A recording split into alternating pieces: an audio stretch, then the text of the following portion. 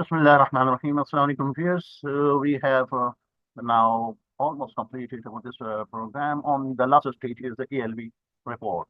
So let's take a brief recap. What we did, we set up uh, internal tables for um, purchase order. That is a EKPO for the purchase order items and EKKO for purchase order error, and also for vendor name, uh, we will we are using the table LFA1, right? So and what we did is we first of all declare the structure, our intended final structure in which all the columns will coming, including the vendor name, right? And then we set up the users the selection options, right? Selection tree, and on the basis of that selection trees and the structure, we created the internal tables. Two internal tables are required. One for the EKKO, EKEO fields, right, and the other one for LFA1, the vendor information, right.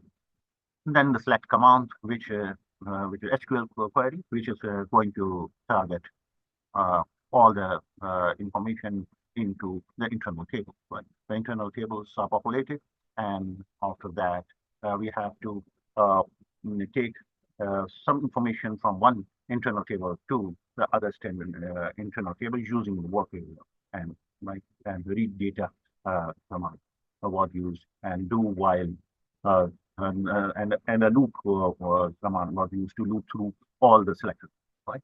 So let's quickly go to SAP and we see it, and then we proceed to the next step. The ALB report, before doing the ALB report, we would like to do one thing.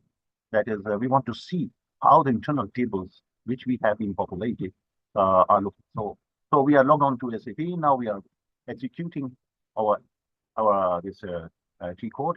Yeah, SE38. It is opening for this and executing this group, activating and executing. Right. So as soon as you click here, the internal tables will be created, but you will have no impact on the screen. So to see how those internal tables are containing this, how they look like, so in terms of ABAP debugging. So we will show you that how these are things. So we will um, use IT list. IT list is the internal table for that, and we will also use IT LFA, IT LFA, right? Which is containing, these are the two tables which are containing the information, and they are, and then one internal table will be supplying the information to the other internal table, right? So what we do here is we put a breakpoint in here. Okay, one breakpoint will be here. The other breakpoint can be here. Okay. Yes, and it cannot have a breakpoint, so it is using this. Okay, so we can put a breakpoint here. Yes, we can put the breakpoint, right? So these two breakpoints is simply you have to click on this gray area and the breakpoint is there, right? Now, what we do is we execute the program again. This time, it is going to show you this. No breakpoint has encountered, because it will encounter as soon as we click execute here. Okay.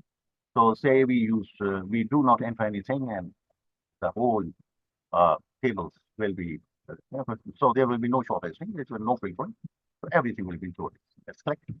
So as you can see, the debugger is in action, and it will stop. So the first part of the SQL has been executed.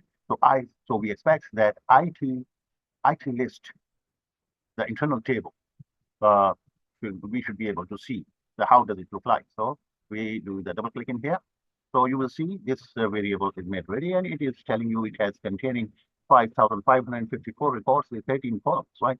The standard table, right? Okay. So but how it looks like, you further double click on it in the debug, right? So this is going to take you all these information. Therefore, we can see that we have a left now.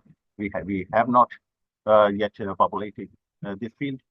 This field is empty. That is the name of it. That will come when we will go to the next step in the breakpoint which we have put, right? So that would come again later. So this is done, and this is how the internal table looks like. It tells you that many records in that many columns that you have all this information which you have uh, uh, uh, uh, which you have shown. You have brought the data into it using the SQL query select command, right? So if we click this, it will execute further, and it will take you to the next command, right? So now you can okay. So it is pretty complicated. So what we do is we get back to here and we execute, right? It is now doing all these information, like it's in all these setups. So we put a breakpoint at this point. Hmm? We put a breakpoint here so that we can see that what is the next level.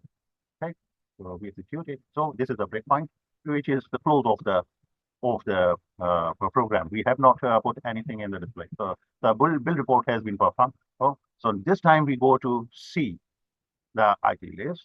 Hmm? And when we see the IT list, you will see the name column which was empty at the previous breakpoint. So now the information is there. So how it has come? It has come using another. You remember we had two internal tables. One was for the EKPO, and the other was for LFA1. LFA1 is the vendor master, right? So this is where we can see that where is that thing. So it is reading it, and it is reading it uh, into a second internal table, that is ID LFA1. If we double click into here, you will see that this table can also be viewed, which contains the name, and these names are transported to the previous internal table which we showed you, right? So you can see that this was a movement. So it was using the select command, yeah, field of LFA, and then this is passing on this information to the IT list, right? The IT list is populated with the vendor name, right? Vendor name field of the IT list internal table was filled in using our select command and the read table command, right? So in the build data, it was performed. So first of all, it was populating what? It was creating and the information of internal table of vendor table.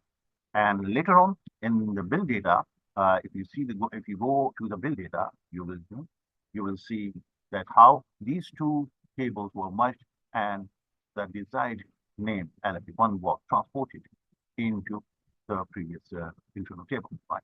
This transporting name one, right? So this is how it is transporting, and in the build report form, right? So this is a brief introduction for those who want to learn how to make use of the debugger.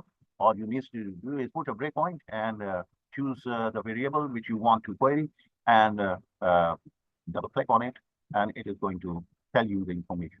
So normally, it is required that we should know that what each command is doing, and if it is doing as it is desired or not. So we use the debugger for this. So this session was only to explain you that whenever you want to see that what is the how does the internal table look like at a given point of time. So use the breakpoint in the debugger, and use the debugger, and using the breakpoint, you have to specify the breakpoint on the right command, so that so that program, when it is executed, it is stopped on that breakpoint and allows you to browse to the desired variables. Okay, thank you very much for watching.